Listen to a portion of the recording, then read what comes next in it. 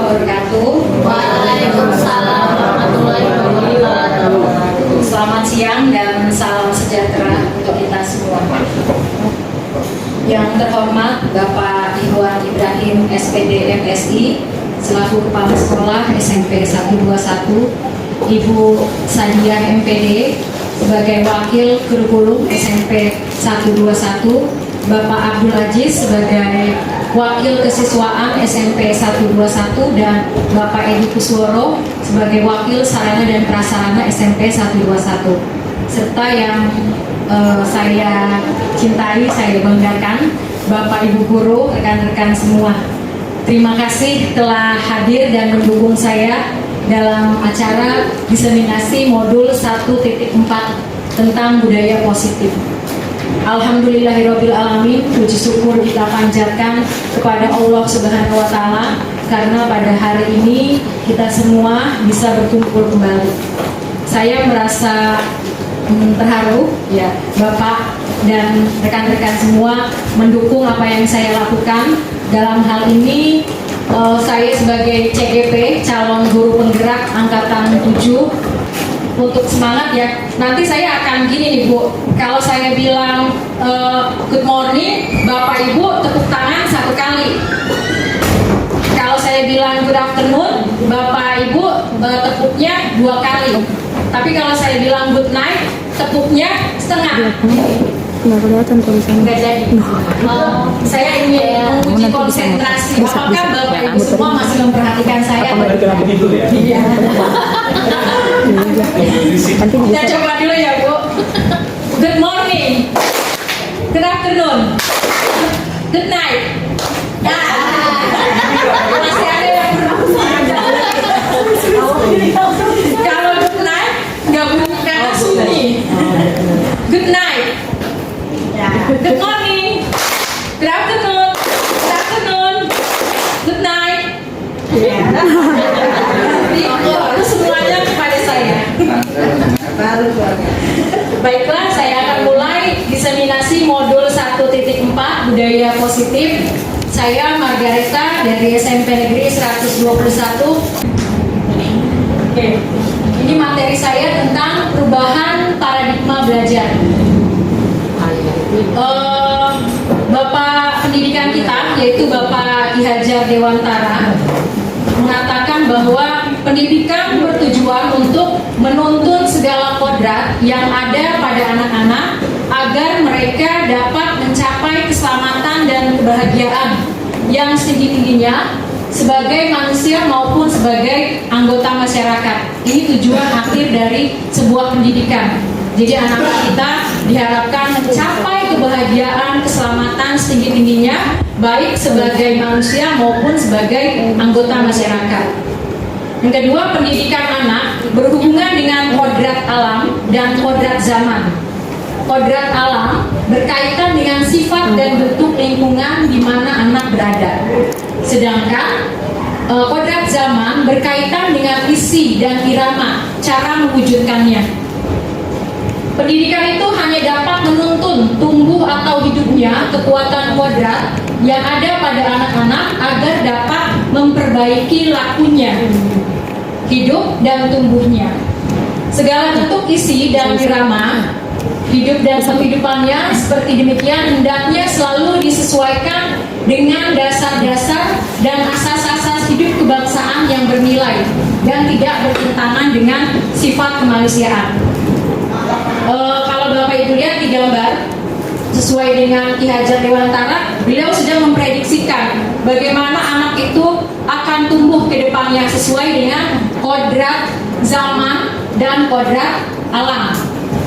Tadi dikatakan kalau kodrat alam itu bersifat sifat dan bentuk lingkungan anak ini berada di mana. Itu menentukan anak. Kemudian anak itu berada di zamannya. Tentu saja berbeda antara zaman kita dulu waktu kita berada di bangku sekolah dengan anak-anak yang sedang berada di zaman sekarang. Di zaman dahulu kita nggak mengenal yang adanya apa ini, laptop, games atau handphone, ya. Namun dengan perkembangan zaman ini anak itu juga disesuaikan dengan isi atau iramanya, cara mewujudkannya, cara bagaimana kita menuntut mereka hidup di zamannya dengan menggunakan teknologi. Nah, gimana kita bisa menuntun mereka menggunakan teknologi tersebut tadi tujuan akhirnya sebagai manusia maupun sebagai anggota masyarakat yang mencapai keselamatan dan kebahagiaan. Karena itu diperlukan sebuah dasar-dasar dan asas-asas hidup kebangsaan yang bernilai dan tidak bertentangan dengan sifat-sifat kemanusiaan. Nah, kalau Ibu Bapak lihat di sini ada petani. Petani di sini diibaratkan kita sebagai pendidik. Murid-murid kita diibaratkan sebagai padinya. Padinya kita tanam. Kemudian akankah padi ini menjadi jagung? Tidak. Atau menjadi pohon pisang? Tidak. Ketika kita menanam padi, maka yang tumbuh itu akan padi. Namun bagaimana nanti padi itu tumbuh? Kadang padi yang dirawat pun bisa jadi terserang hama. Kemudian kalau kita nggak kasih vitamin, padinya nanti tumbuhnya kurang bagus, berasnya ya jadinya. Nah, sama seperti anak-anak kita. Kita ibaratkan anak-anak kita itu sebagai padi. Kemudian bagaimana kita menstimulus anak-anak ini? Itu bersifat eksternal dari luar. Itulah tugas kita. Tugas kita sebagai pendidik, memberi masukan terhadap padi ini, terhadap anak-anak kita ini. Caranya bagaimana? Bisa dengan menggunakan media pembelajaran yang sesuai tadi dengan kodrat dan zamannya, atau dengan Bapak Ibu semua pasti sudah hebat di dalam kelas bagaimana menstimulus anak-anak kita ini. Kemudian kalau Bapak Ibu lihat di sini ada kertas. Menurut Bapak Ibu, anak-anak itu kertas yang sudah ditulis di atas atau kertas yang di bawah yang masih polos? Kertas yang polos. Masih polos.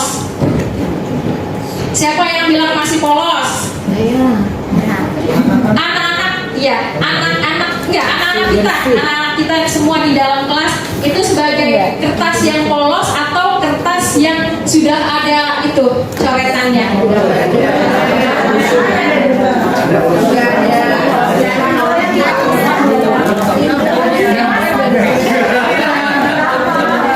Jadi nggak bisa dibilang anak kita ini polos. Mereka itu sudah ada coretannya. Coretannya itu coretan yang pertama kali bermula dari keluarga. Ya, ketika mereka sudah datang ke sini, mereka itu sudah penuh coretan, sudah ada coretannya. Nah, gimana peran kita di sini? Tugas kita menebalkan coretan tersebut, menebalkan dengan yang baik-baik, yang positif. Itu tugas kita. Kita berusaha untuk membuang atau menghapus coretan yang buruk, yang negatif. Tugas kita hanya menebalkan coretan positif yang sudah ada. Kemudian baru menuntunnya. Jadi kalau ditanyakan anak itu sudah sebagai kertas putih polos, enggak, anak itu sudah ada coretannya, ya. Nah, bagaimana tadi caranya? Salah satunya adalah dengan budaya positif. Inilah yang akan ditekankan dalam modul 1.4 tentang budaya positif. Bagaimana kita mengembangkan sebuah budaya positif di lingkungan sekolah kita. Dimulai dengan disiplin positif dan nilai-nilai kebajikan universal. Nah, sekarang coba nih Bapak Ibu dengan sebelah temannya, dengan sebelah rekan yang lain menggenggam.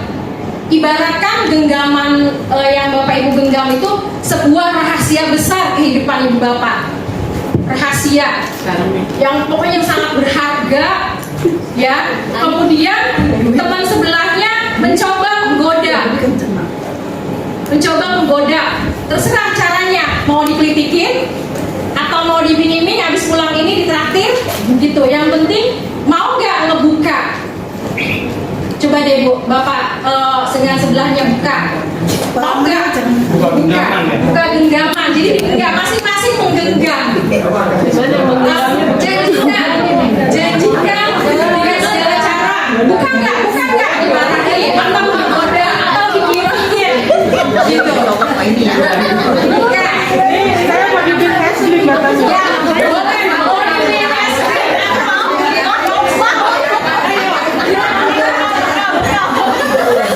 Saya terbuka WA tanpa dia papain terbuka. Kalau nggak dia papain juga mau buka. Dia peduli sama pasar.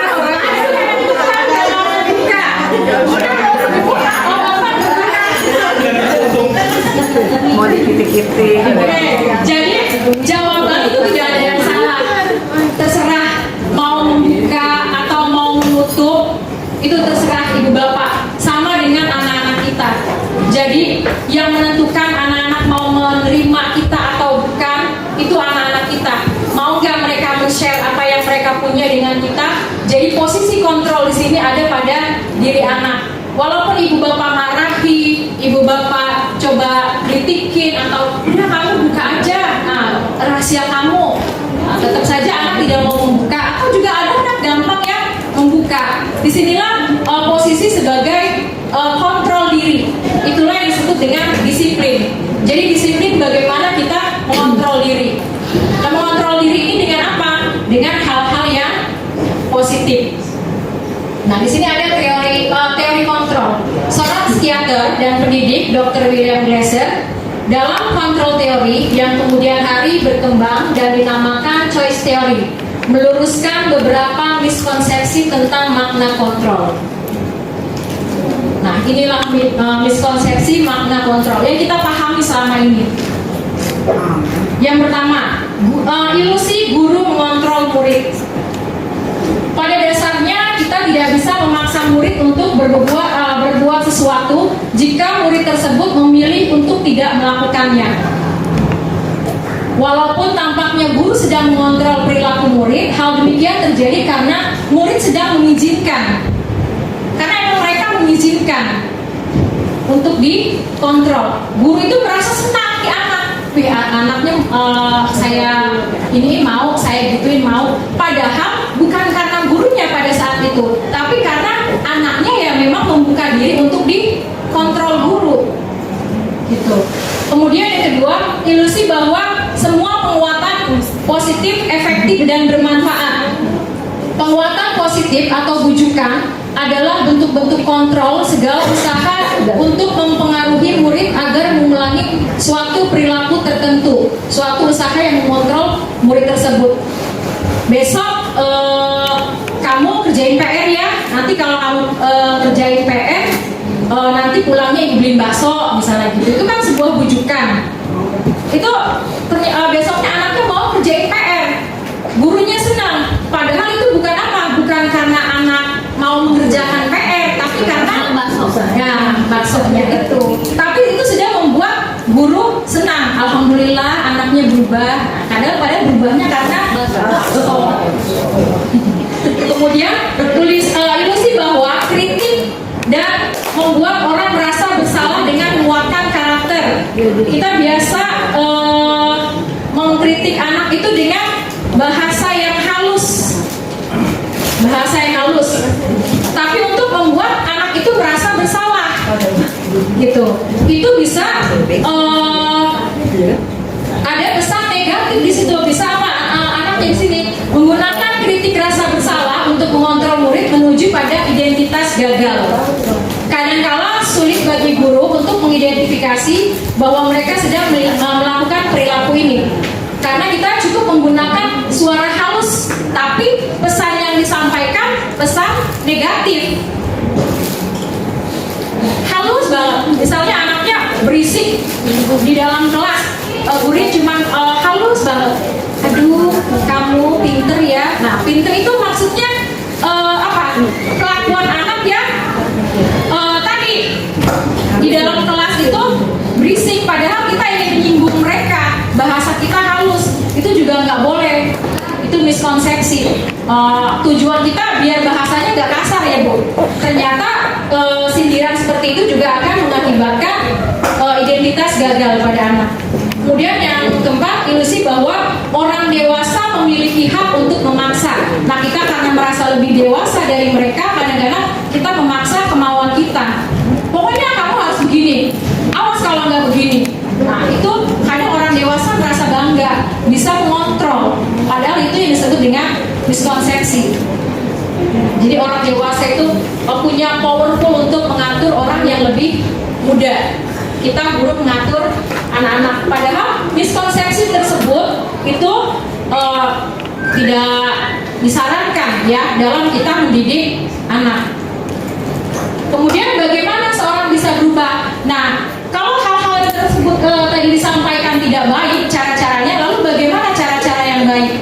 Cara-cara yang baik menurut Stephen R. Covey, bila kita ingin membuat kemajuan perlahan, sedikit-sedikit ubahlah sikap atau perilaku Anda. Jadi yang berubah dalam diri kita dulu, dalam pendidiknya dulu.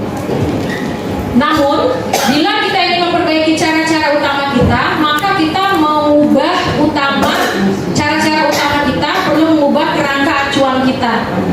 Ubahlah bagaimana Anda melihat dunia, bagaimana Anda berpikir tentang manusia, ubahlah paradigma Anda, skema pemahaman dan penjelasan aspek-aspek tertentu tentang realitas. Jadi yang diubah pola pikir kita dulu sebagai pendidiknya. Gitu.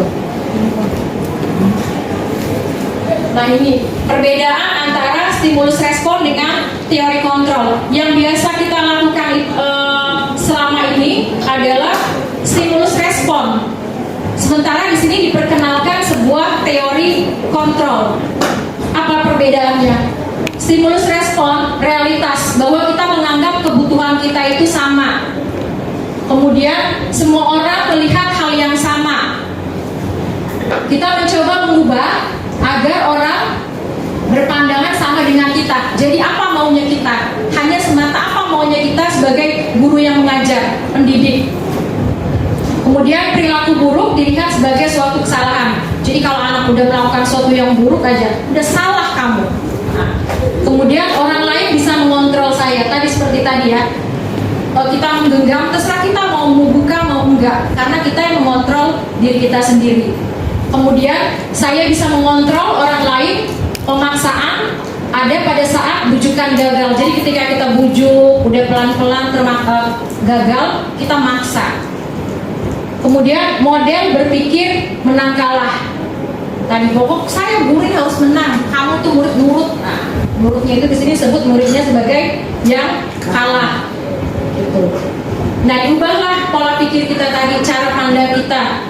Di sini ada yang disebut dengan teori kontrol, bahwa realitas kebutuhan kita berbeda.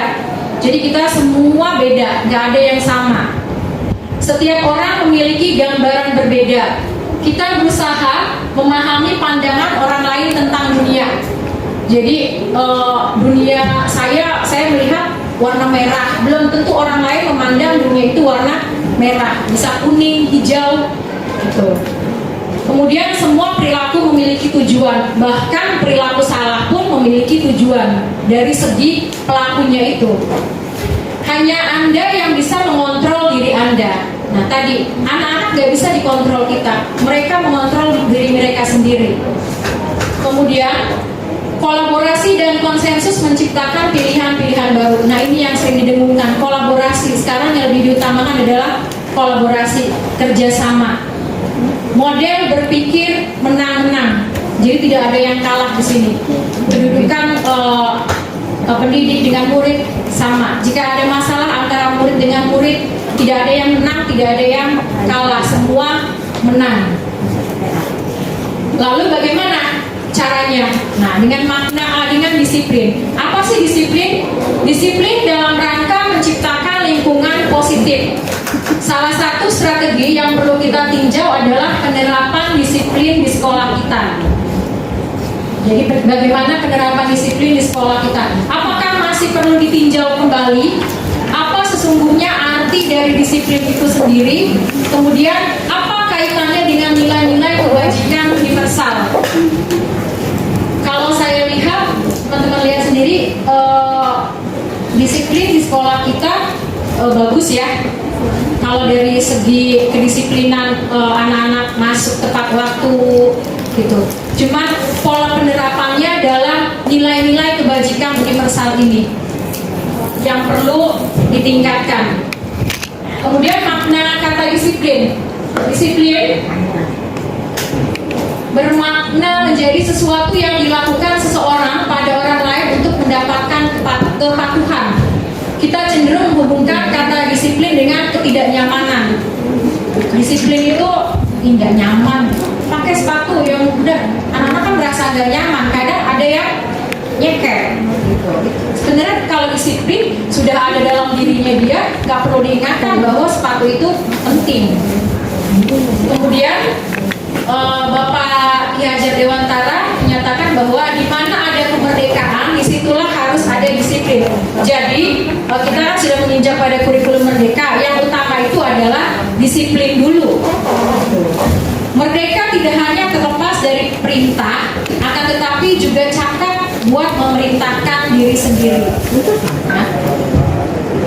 Nah, sebagai pendidik, tujuan kita adalah menciptakan anak-anak yang memiliki disiplin diri sehingga mereka bisa berperilaku dan mengacu pada nilai-nilai kebajikan universal dan memiliki motivasi intrinsik bukan ekstrinsik. Inilah masalah kita. Bagaimana cara kita dapat mewujudkan suatu budaya disiplin yang lahirnya atau datangnya itu dari motivasi intrinsik, bukan dari luar. Itu tugas kita, mendatangkan atau memunculkan motivasi intrinsik dari murid-murid kita. Ada cara-caranya. Yang pertama, dengan nilai-nilai kebajikan. Ini yang sudah kita kenal, anak-anak kita pun juga kenal ya. Beriman, bertakwa kepada Tuhan Yang Maha Esa dan berakhlak mulia, mandiri, bernalar kritis, berkebinekaan global, bergotong royong dan kreatif. 5 nilai ini sudah dipadukan, sudah diambil dari nilai IBO Primary Years Program, 9 pilar karakter, pokok nilai-nilai yang sudah universal. Kemudian menurut Kementerian Pendidikan, nilai ini sudah mewakili dari semua nilai tersebut. Ada 5. Paling tidak anak-anak kita mempunyai 5 nilai ini. Nah, bagaimana memunculkan 5 nilai ini kemudian diterapkan sehingga menjadi sebuah disiplin untuk anak-anak kita? Yang pertama, kita perlu tahu tingkatan motivasi seseorang untuk bertindak. Yang pertama, hanya untuk menghindari ketidaknyamanan atau hukuman. Misalnya anak pakai dasi, tujuannya hanya tidak disetrap di depan, gitu. Pakai dasi, kenapa pakai dasi? Biar dari situ maju ke depan. Nah, itu kan motivasi yang paling rendah sekali, yang datang dari eksternal. Itu yang paling rendah. Kemudian ada lagi tingkatannya yang selevel lebih tinggi, untuk mendapatkan imbalan atau penghargaan dari orang lain. Mereka menginginkan, misalnya ketika kamu rapi, nanti ketemu Bu Yulia, dibilang, aduh cakep banget, hebat banget sekarang. Nah, mereka mengharapkan itu masih termasuk motivasi eksternal. Mereka ingin mendapat sebuah ujian, gitu. Kayak kita nih, kalau pagi-pagi pengen masuk kelas. Nah, apa motivasi kita masuk kelas sementara masih sarapan? Nah, cepet-cepet sarapannya.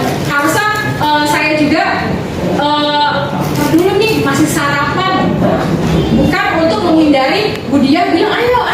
Nah, kalau masih dihaya-haya itu berarti motivasinya masih eksternal.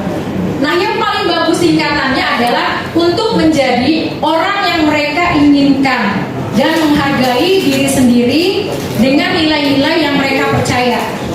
Jadi harus dari dalam diri sendiri. Kayak misalnya saya harus masuk kelas karena ini tugas saya sebagai pendidik. Karena saya tidak mau anak-anak menunggu saya terlalu lama. Karena hari ini ada materi-materi penting yang harus saya sampaikan. Jadi saya tidak ingin terlambat. Nah, itulah yang harusnya ada dalam diri kita. Bukan karena takut. Nah, bentar lagi ada yang datang kayak gitu.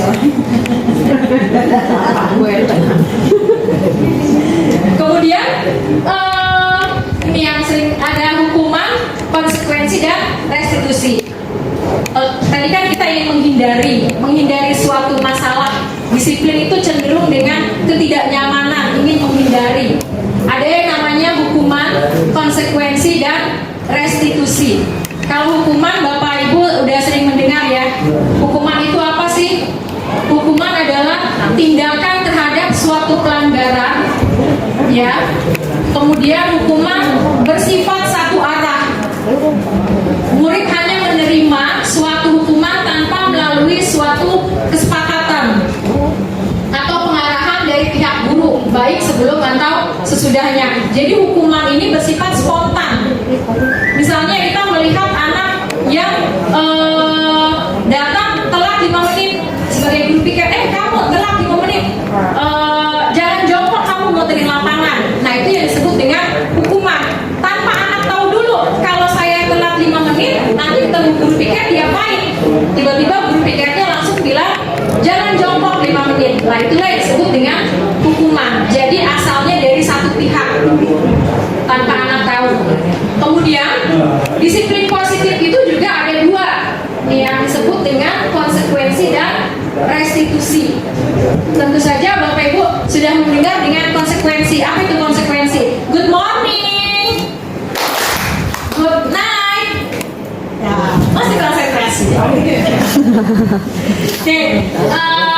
konsekuensi dengan restitusi ada perbedaannya. Saya pun menyadari kalau selama ini apa yang kita lakukan terhadap anak-anak untuk menciptakan disiplin hanya pada tahap konsekuensi, belum pada restitusi. Nah, disinilah ada yang disebut sebuah restitusi. Ya, kalau konsekuensi itu beda dengan hukuman. Tadi kalau hukuman hanya satu pihak, sementara konsekuensi ada kesepakatan antara gurunya, pendidiknya dengan muridnya. Misalnya, kalau kamu masuk ke kelas, saya sudah duluan masuk, berarti kamu telat. Kalau kamu telat, kamu harus apa? Misalnya, pungutin sampah, Bu. Gitu. Itu konsekuensi, karena sudah ada kesepakatan. Sudah ada kesepakatan. Tapi ketika saya telat, gurunya udah ada, tiba-tiba kamu telat lagi, sana jalan jongkok. Jalan, Bu, baru aja sampai. Nah, itu namanya hukuman. Tapi kalau anak, waduh, telat 5 menit, gurunya hanya bilang, ayo harus apa? Telat 5 menit, mengutin sampah, Bu. Itu konsekuensi. Gitu. Karena telat 5 menit harus pungut sampah. Ya, itu juga menurut di sini belum sejalan juga dengan proses pendidikan. Ada yang disebut dengan restitusi. Apa sih itu restitusi? Pernah dengar nggak Ibu Bapak? Pajak. Pernah dengar pajak, benar? Restitusi pajak, pemulihan. Ya, pemulihan. Restitusi adalah proses menciptakan kondisi bagi murid untuk memperbaiki kesalahan mereka sehingga mereka bisa kembali pada kelompoknya, tapi dengan karakter yang lebih kuat. Restitusi merupakan proses kolaboratif yang mengajarkan murid untuk mencari solusi untuk masalah mereka dan bantu mereka berpikir tentang orang seperti apa yang mereka inginkan dan bagaimana mereka harus memperlakukan orang lain. Jadi kita balikan suatu kesalahan atau suatu pelanggaran yang murid-murid kita buat ke dirinya sendiri. Gitu. Misalnya nanti ada lebih lanjut bagaimana proses restitusi ya, Ibu Bapak. Kemudian dihukum penghargaan. Penghargaan itu penting gak sih Ibu Bapak? Penting. Hukum dan penghargaan itu hampir sama kalau menurut di sini. Sama-sama bikin seseorang itu apa? Merasa terbebani. Ternyata hukuman dan penghargaan itu sama-sama orang yang melakukan itu merasa terbebani. Kenapa? Karena penghargaan itu sama juga dengan dihukum. Yang pertama, menurut pengamatan KON, memberikan penghargaan yang sama nilainya dengan menghukum seseorang. Pengaruh jangka panjang dan jangka pendek. Kemudian penghargaan itu tidak efektif. Penghargaan merusak hubungan. Penghargaan mengurangi ketepatan. penghargaan menurunkan kualitas, penghargaan mematikan kreativitas, penghargaan menghukum, kemudian motivasi dari dalam diri itu menjadi down. Maksudnya di sini adalah kalau dulu kan sama seperti di raport ada nilai ranking 1, 2, 3 atau sampai selanjutnya, itu kan bentuk penghargaan. Ternyata penghargaan itu menghukum anak. Yang pertama berbentuk jangka pendek dan jangka panjang. Mungkin kalau dalam jangka pendek penghargaan itu bisa memotivasi. Kamu nanti kalau ranking 1 mama beliin sepatu. Kamu kalau belajar yang rajin nanti pulang hari Sabtu jalan-jalan. Pada saat itu akan mau belajar rajin karena yang dia cari apa? Nanti hari Sabtu akan diajak jalan-jalan. Tapi ketika suatu saat berhalangan, hari Sabtu nggak bisa jalan-jalan, yang dituntut adalah apanya? Penghargaannya itu, jalan-jalannya itu, janjinya, benar. Kemudian penghargaan merusak hubungan. Nah, merusak hubungan misalnya dalam satu kelas itu ada 30 anak, ranking 1 si A, ranking 2 si B. Bagaimana dengan perasaan yang ranking ke 29, 30 akan timbul sebuah kecemburuan. Itulah merusak. Ya, makanya nggak ada yang namanya ranking. Mungkin salah satunya itu ya, penghargaan merusak hubungan. Kemudian penghargaan mengurangi ketepatan. Ada penelitian, jadi anak-anak itu diberi suatu tantangan. Dia misalnya ada survei waktu di sini. Kemudian yang mengadakan perlombaan itu karena dia merasa kenal, karena dia merasa dekat, gitu. Jadi timbul rasa apa? Aduh gak enak nih, aduh deket nih. Ya, maka yaudah yang juara adalah ini. Nah, itu bisa penghargaan itu mengurangi ketepatan. Kemudian tadi penghargaan menurunkan kualitas. Ayo bikin puisi yang bagus, yang pokoknya semua orang suka. Nanti yang dapat juara 1 akan diberi piala yang besar, gede ya, gitu misalnya. Kemudian bagaimana yang tidak dapat juara? Yang tidak dapat juara akan apa?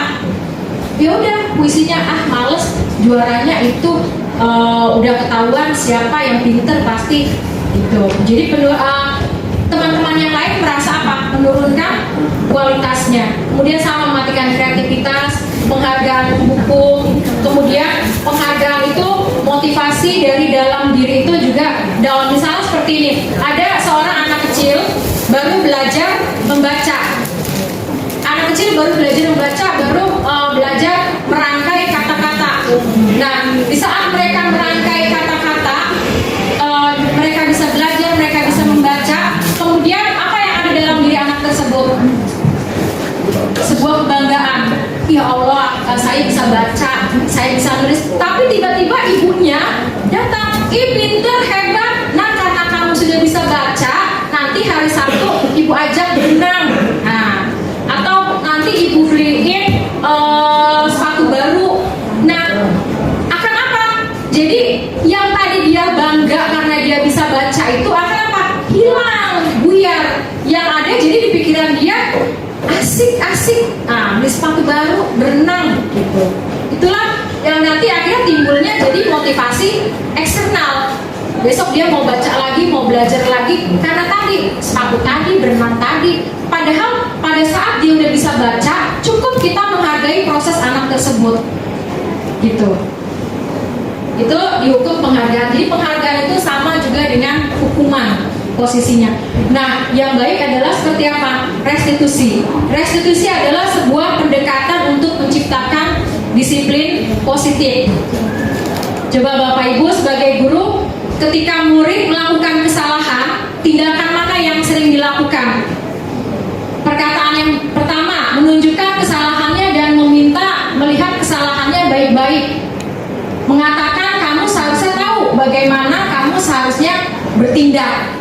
Mengingatkan murid, Anda akan kesalahannya yang sama di waktu sebelumnya. Bertanya, kenapa kamu kamu melakukan sesuatu yang seharusnya tidak kamu lakukan, atau mengkritik dan mendiamkannya? Yang mana dari 5 ini yang sering Bapak Ibu ucapkan ketika anak berbuat salah? Yang pertama, dia yang mana? Yang nomor 4 kalau Nomor 4. Kenapa kamu melakukannya melakukan sesuatu yang seharusnya tidak kamu lakukan? Itu. saya. Kalau dia, iya. Ada lagi? Ya, Bu Dwi. Kalau saya tergantung kesalahan dari anak tersebut. Enggak, kalau dari 5 ini. Kalau anak itu sudah sering melakukan kesalahan, bisa jadi saya nomor 5. Nomor 5, mengkritik dan mendiamkannya. Iya. Ya, ternyata Bapak yang mana? 1, 2, 3, 4, 5 Pak.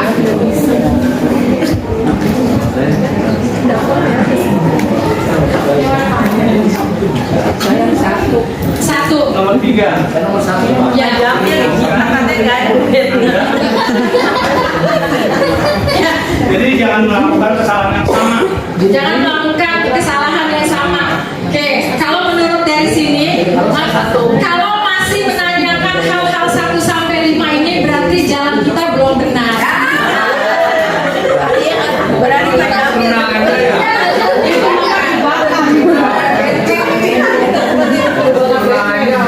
jamnya.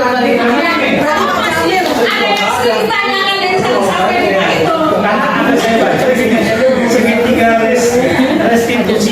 segitiga restitusi itu merupakan proses menciptakan kondisi bagi murid untuk memperbaiki kesalahan. Ya. Jadi jangan membuat kesalahan yang sama. Ya, tadi itu nomor 5 mendiamkannya. Seharusnya inilah ada yang disebut dengan tadi restitusi, tidak mendiamkan.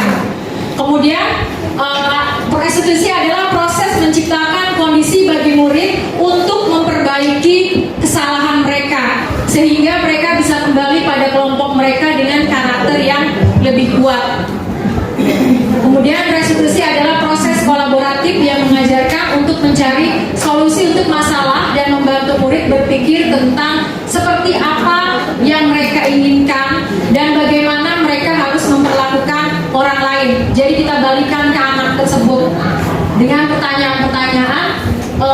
Nanti ada pertanyaan-pertanyaannya. Kemudian di sinilah ada proses kolaboratif. Jadi ketika kita tidak bisa menyelesaikan sendiri, maka ada yang namanya kolaborasi. Nah, ciri-ciri restitusi. Restitusi bukan untuk menebus kesalahan, namun belajar dari kesalahan. Memperbaiki hubungan, tawaran bukan paksaan. Tadi dibalikan lagi ke anaknya. Kemudian, nah ini yang harus guru tanyakan. Ketika anak berbuat salah, kamu ingin menjadi orang seperti apa?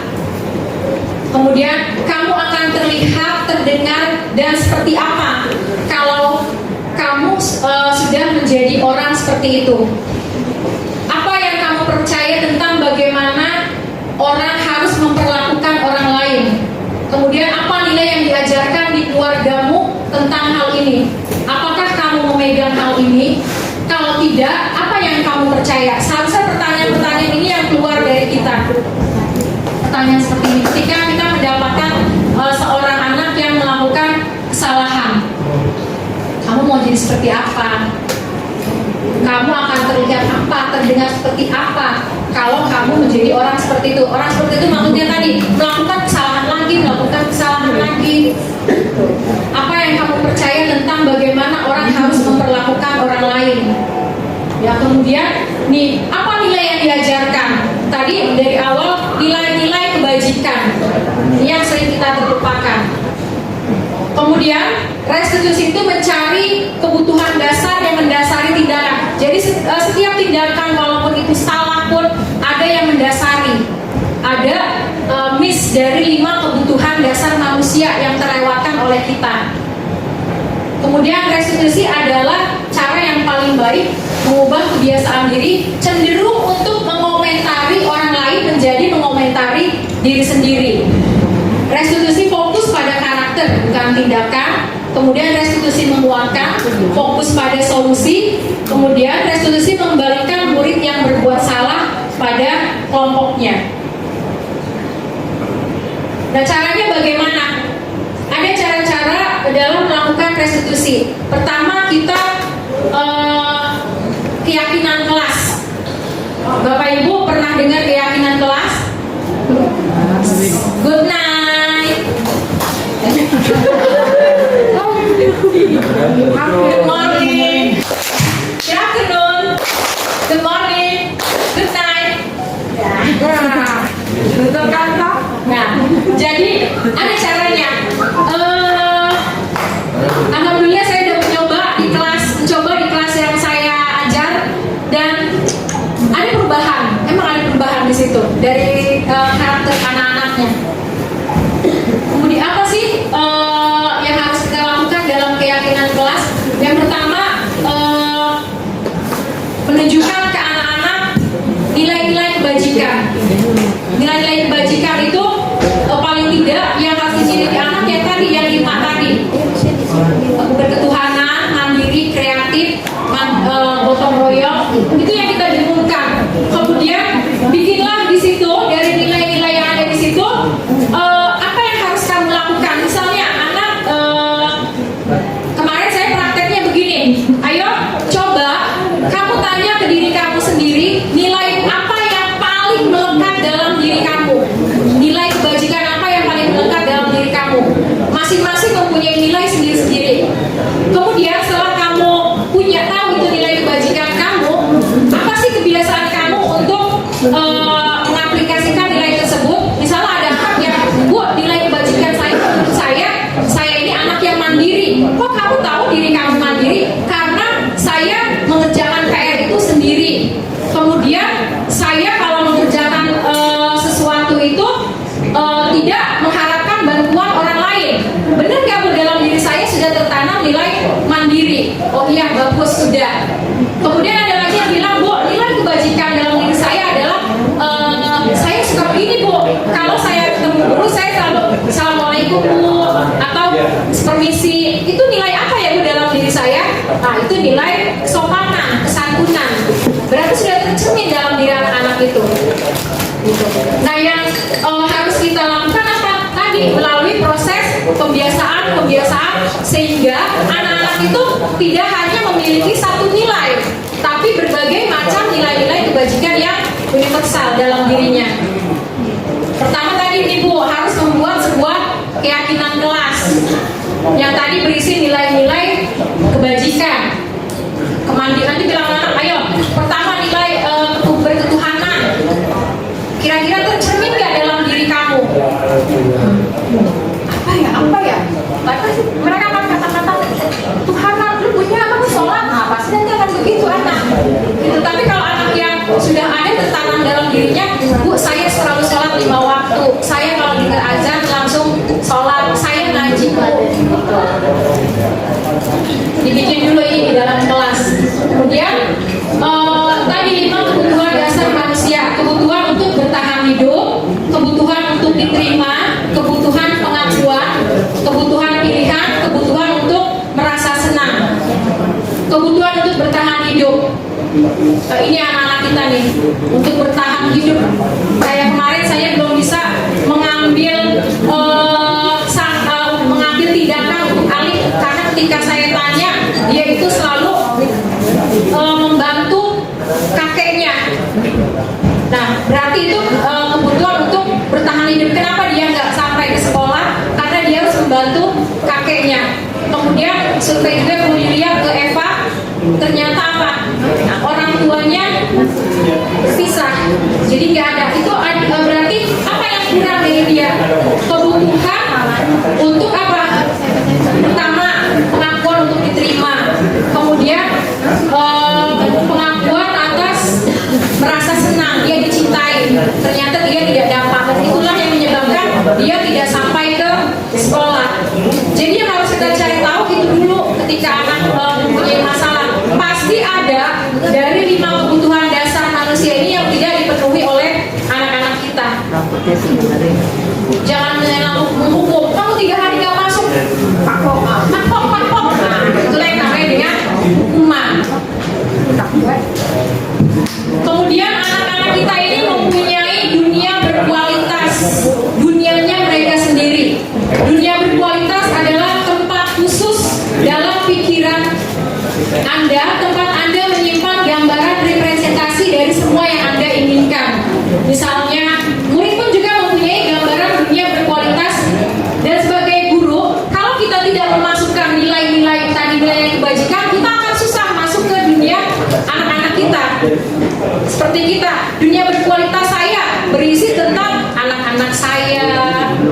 kemudian orang tua saya. Nah, bisa nggak orang lain masuk ke dunia saya? Kalau saya tadi mengontrol diri saya, orang lain tidak boleh masuk, maka orang lain tidak akan masuk ke dalam dunia saya. Sama seperti anak-anak, berperan nggak kita di dunianya mereka? Gitu. Siapa yang bisa memasukkan diri kita ke dalam dunia mereka? Anak-anak sendiri tadi dengan kontrolnya dia. Mau nggak menerima kita nggak? Cara mengaplikasikannya tadi, pertama misalnya dengan membuat nilai-nilai kebajikan. Gitu. Kalau anak sudah senang sama kita, nanti kita bisa masuk ke dalam dunia mereka. Kemudian kebutuhan dasarnya sudah nggak terpenuhi, kayak kebebasan. Bu, kayaknya bosen deh Bu belajar nyatet. Kamu maunya apa? Ya belajar bahasa Inggris, coba Bu nyanyi, cerita gitu. Jadi anak menemukan sebuah kebebasan pilihan mereka dalam mereka untuk belajar. Nah, inilah posisi kita: penghukum, pembuat rasa bersalah, teman, pemantau, manajer. Posisi yang paling rendah adalah penghukum. Ini guru kerjanya hukum mulu. Nah, itu posisi terendah kita sebagai pendidik. Kemudian pembuat rasa bersalah. Ini gara-gara kamu nih, jadi saya dipanggil kepala sekolah. Kalahkan anaknya, gitu. Gara-gara kamu nih berisik nih, tuh jadi ibu ditegur guru piket. Nah, itulah pembuat rasa bersalah. Kemudian ada posisi kita sebagai teman. Udah kerjaan kayak belum kamu? Belum. Ya udah, ayo sama kerja santai aja. Teman. Kemudian pemantau. Pemantau itu dikit-dikit kita mantau tugasnya kemarin gimana? Ini Bu, itu tugas dari gue. Kenapa kamu gak masuk kemarin? Nah, kita mantau. Anak itu kita pantau terus. Nah, yang baik adalah posisi kita sebagai manajer. Sebagai manajer itu seperti apa? Nih, manajer, kayak manajer artis. Manajer memiliki keterampilan di posisi teman, jadi semua tingkatan sudah kita miliki. Memantau dengan demikian bisa jadi di waktu-waktu tertentu kembali kepada posisi tersebut bila diperlukan.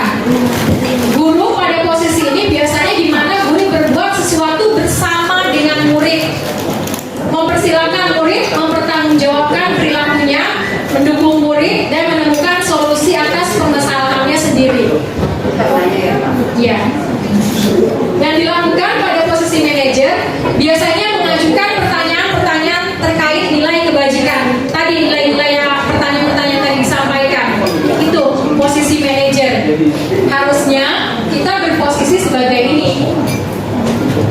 Ya, jangan hanya bisa menghukum gitu, tanpa memperhatikan apa sih yang mereka lewatkan, kebutuhannya yang perlu. Nah, ini yang tadi Bapak bilang segitiga restitusi. Yang pertama menstabilkan identitas, kemudian validasi tindakan yang salah, menanyakan keyakinan. Validasi tindakan yang salah, walaupun dia salah, ya tetap kita bisa bicara dengan semua orang pernah berbuat salah. Tapi dari kesalahan ini harusnya apa yang bisa kamu pelajari. Kemudian menanyakan keyakinan. Nah, tadi dari nilai-nilai yang sudah dia yakini, misalnya dia nggak kerjakan PR, kita kembalikan. Berarti nilai apa yang sudah kamu langgar? Kedisiplinan, Bu. Berarti kamu melanggar kedisiplinan ya. Iya, Bu. Terus bagaimana cara kamu perbaiki? Besok saya akan mengerjakan PR. Nggak bosan-bosan ya, emang kita harus seperti ini. Kemudian dari kontrol, kita semua melakukan hal yang terbaik yang bisa kita lakukan. Semua perilaku memiliki alasan. Kita semua memiliki motivasi internal ini yang bagus. Nah, ini contoh-contoh kemarin yang nilai kebajikan yang anak buat. Ada nilai kejujuran, mengerjakan tugas sendiri, mau mengakui kesalahan, mengembalikan barang milik orang lain. Anak-anak itu ada dalam dirinya nilai-nilai ini. Saya tanya ini ke anak-anak, coba nilai yang ada dalam diri kamu. Ketika saya bertemu lagi dan mereka melanggar, mereka akan malu sendiri sebenarnya. Anak-anak, oh iya Bu, saya melanggar. Karena kan udah kita buat kemarin kita lewatkan. Ini keyakinan kelas yang boleh dan tidak boleh dilakukan. Ini contoh penerapan restitusi kemarin sama Kirani ya. Ya, ada di sini makanya. Ya, ini saja yang bisa saya sampaikan dalam presentasi hari ini, bahwa selain sebagai hukum seleksi, kita perlu menerapkan restitusi, mengembalikan anak yang sering kali berbuat salah, menguatkan karakternya, kemudian ditempatkan kembali di dalam kelompoknya. Sekian, wassalamualaikum warahmatullahi wabarakatuh.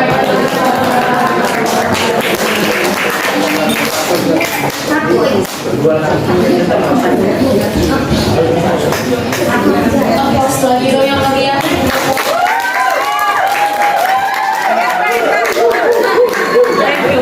Iya, Bu.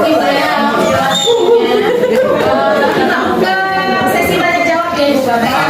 Untuk dua pertanyaan. Yang pertama dari Budia, ada lagi? Tiga, Bu Eni dan Bu Amalia. Silakan Budia.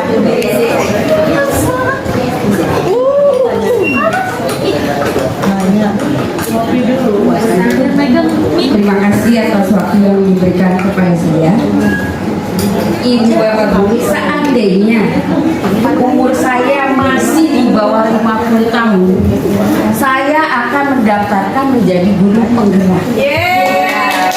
Karena pernah saya coba ketika guru penggerak dibuka ya, kalau studi waktu itu ya, saya masuk ke Jum.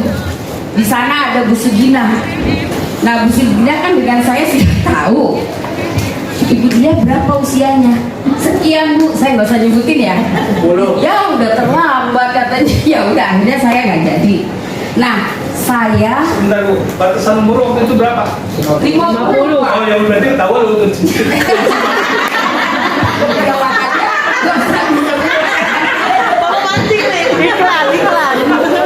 Ya, yuk teman-teman yang masih muda belia, daftarkan diri Anda segera kita sudah memenuhi syarat menjadi guru penggerak supaya menjadi guru hebat luar biasa.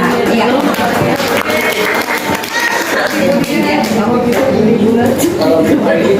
Ya, Ibu tadi sudah memaparkan panjang lebar sampai saya sendiri mengambil kesimpulan, mudah-mudahan nggak salah ya. Di zaman keterbukaan sekarang,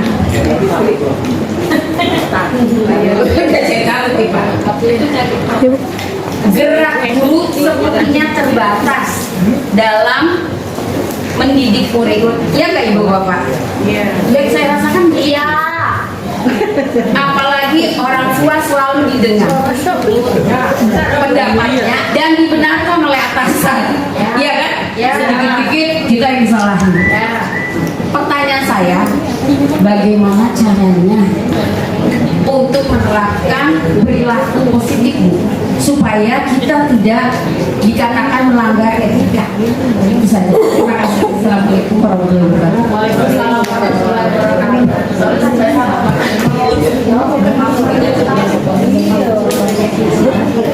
Oke, selanjutnya Bu Heni, pertanyaan yang kedua.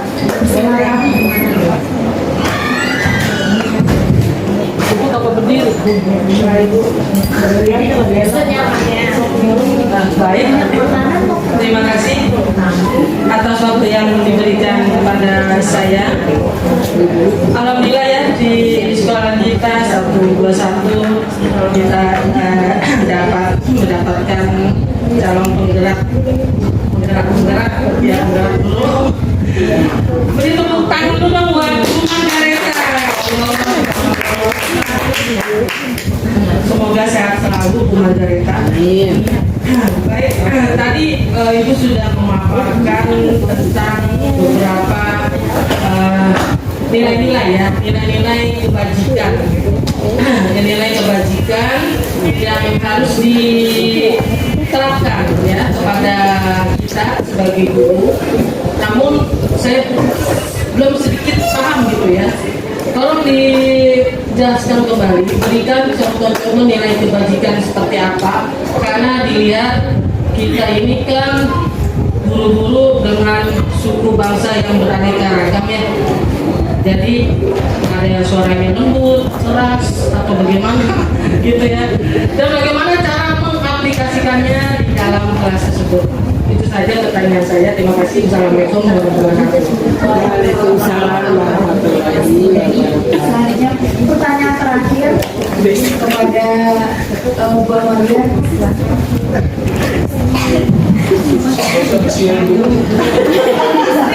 Oh, kira mau siu.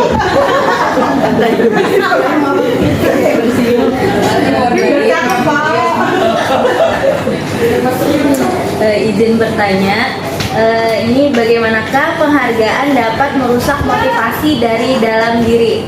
Itu aja pertanyaannya. Terima kasih. Wassalamualaikum warahmatullahi wabarakatuh. Wabarakatuh. Terima kasih Bu Amalia. Ada itu langsung dijawab pertanyaan dari Bu Dia, Bu Heni dan Bu Amalia. Kalau saya tidak bisa menjawab, nanti mau dibantu. Tadi pertanyaan dari Bu Dia, keterbatasan gerak guru ya, yang mau berbuat seperti ini takutnya di pelanggaran atau ada laporan. Ya tadi, menurut saya kuncinya tadi yang pertama tentu saja kesepakatan. Kita harus membuat dulu kesepakatan antara kita dengan murid-murid kita, atau kalau perlu dengan orang tua, berkolaborasi. Apa saja hal-hal yang sejauh mana ya sebuah peraturan itu bisa mereka terima gitu. Misalnya kesepakatan dengan anak-anak di kelas, kamu kalau saya sudah mengajar, kamu tidak boleh ada yang makan gitu. Kalau kamu makan berarti kamu melanggar kesepakatan kelas kita, saya berhak marah untuk kepada kamu gitu. Atau juga ada yang anak guru begini, saya tahu kamu dari rumah belum makan, tapi saya sudah datang pagi sekali di kelas kamu ini. Saya kasih waktu kamu 5 atau 10 menit gitu untuk kamu mengisi perut kamu sebelum otak kamu bekerja. Misalnya gitu. Itu kan artinya ada kesepakatan di dalam kelas. Ada anak pun nanti akan mengerti. Gak mungkin mereka nanti akan menyampaikan hal-hal yang nggak benar ke orang tuanya. Karena pada saat itu ya sesuai dengan kesepakatan kelas.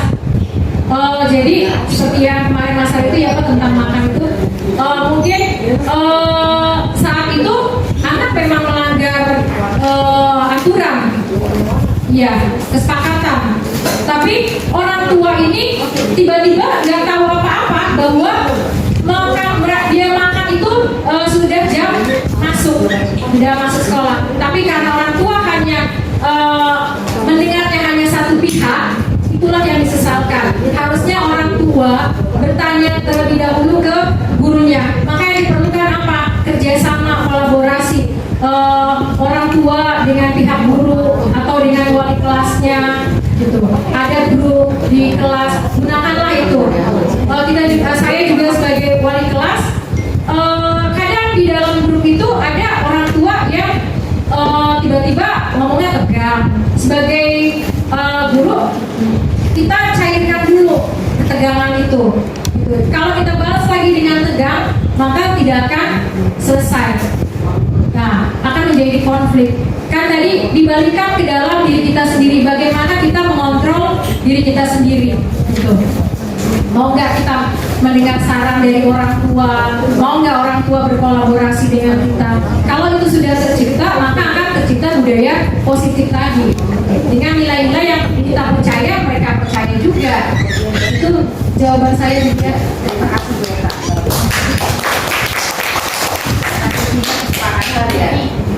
Kolaborasi. Ya, contoh-contoh nilai kebajikan. Tadi yang diambil dari sini itu Bu Heni, nilai-nilai kebajikan yang terdapat dalam profil belajar Pancasila. Itu nilai-nilai kebajikan itu yang sudah dianggap mewakili semua nilai-nilai yang sudah ada, yang bersifat universal. Kemudian nilai itu banyak